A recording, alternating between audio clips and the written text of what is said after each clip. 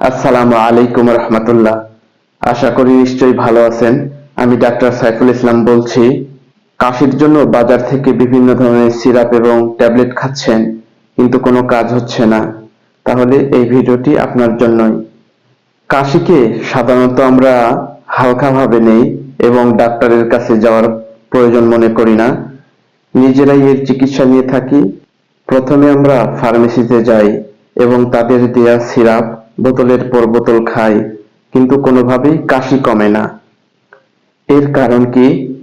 কেন কাশি কমছে না?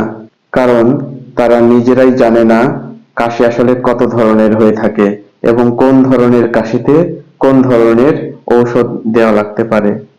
সুতরাং কোন ধরনের কাশিতে কোন ধরনের সিরাপ খাবেন, এর আগে আপনাকে বুঝতে হবে কাশি আসলে কত ধরনের ও কি কি। আমরা ডাক্তাররা সাধারণত কাশিকে দুই ভাগে ভাগ করে থাকি। একটি হলো নন প্রোডাক্টিভ কফ বা ড্রাই কফ বা খুসখুসে কাশি, এবং আরেকটি হলো প্রোডাক্টিভ কফ বা কফযুক্ত কাশি। চলুন আমরা এই দুই ধরনের কাশি সম্পর্কে জেনে নিই। তাহলে কোন ধরনের কাশিতে কোন ধরনের সিরাপ খাবেন তা সহজেই বুঝে যাবেন। ড্রাই কফ বা খুসখুসে কাশি, এটা সাধারণত বিভিন্ন ধরনের অ্যালার্জি জাতীয় কারণে হয়ে থাকে বা বিভিন্ন ধরনের ভাইরাল ইনফেকশনের কারণে হয়ে থাকে।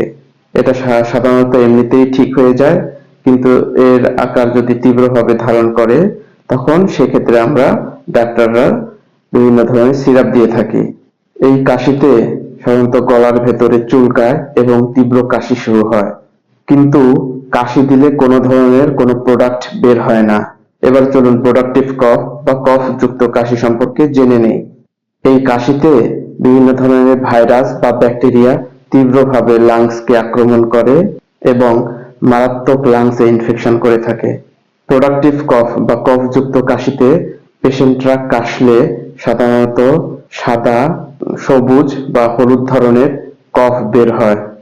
সাদা কাশিকে আমরা সাধারণত ভালো বলে থাকি, কিন্তু হলুদ এবং সবুজ ধরনের যদি কাশির রং হয় সেক্ষেত্রে আমরা এই কাশিটিকে খারাপ কাশি বলে থাকি।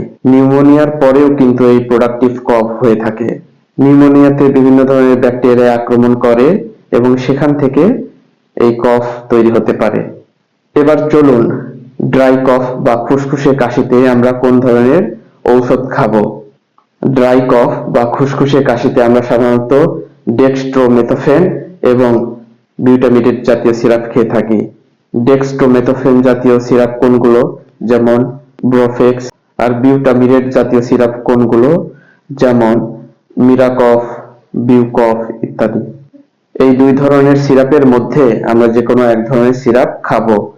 যেমন আমরা যদি মিরাকফ খেয়ে থাকি সেক্ষেত্রে আমরা 12 বছরের বেশি যাদের বয়স তারা সাধারণত 2 চামচ করে 3 বেলা খেয়ে থাকি, এবং এর সাথে অ্যালার্জি জাতীয় কোনো যদি হিস্ট্রি থাকে সেক্ষেত্রে একটা অ্যান্টিহিস্টামিন, বিশেষ করে ফিক্সো অথবা রূপা দিয়ে থাকি।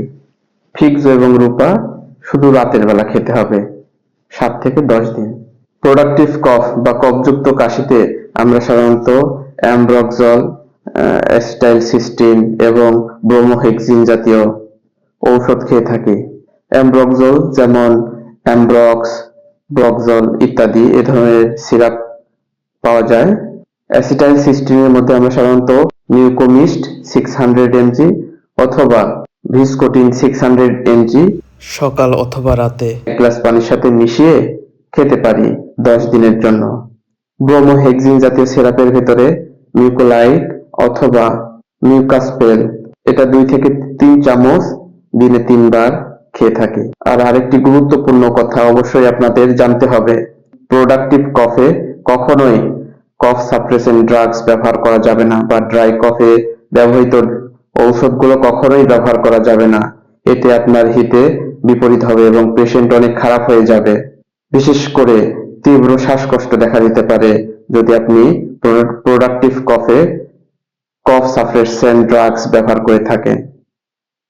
আর প্রোডাক্টিভ কফ যেহেতু ব্যাকটেরিয়াল ইনফেকশনের কারণে হয়ে থাকে, সুতরাং এক্ষেত্রে আপনাকে অ্যান্টিবায়োটিক দেওয়া লাগতে পারে। আর এর জন্য অবশ্যই একজন ডাক্তারের শরণাপন্ন হয়ে তার পরামর্শ অনুযায়ী ঔষধ খেতে হবে, কারণ তিনি হয়তো চেস্ট এক্স-রে স্টেথোস্কোপের মাধ্যমে অস্কালটেশন করবেন এবং তিনি তার পরবর্তী ডিসিশন অনুযায়ী আপনাকে মেডিসিন প্রেসক্রাইব করবেন। কাশি সম্পর্কে কোনো ধরনের যদি প্রশ্ন থাকে অবশ্যই কমেন্ট বক্সে কমেন্ট করতে ভুলবেন না। সে পর্যন্ত ভালো থাকবেন, সুস্থ থাকবেন। দেখা হবে অন্য কোনো ভিডিওতে অন্য কোনো বিষয় নিয়ে।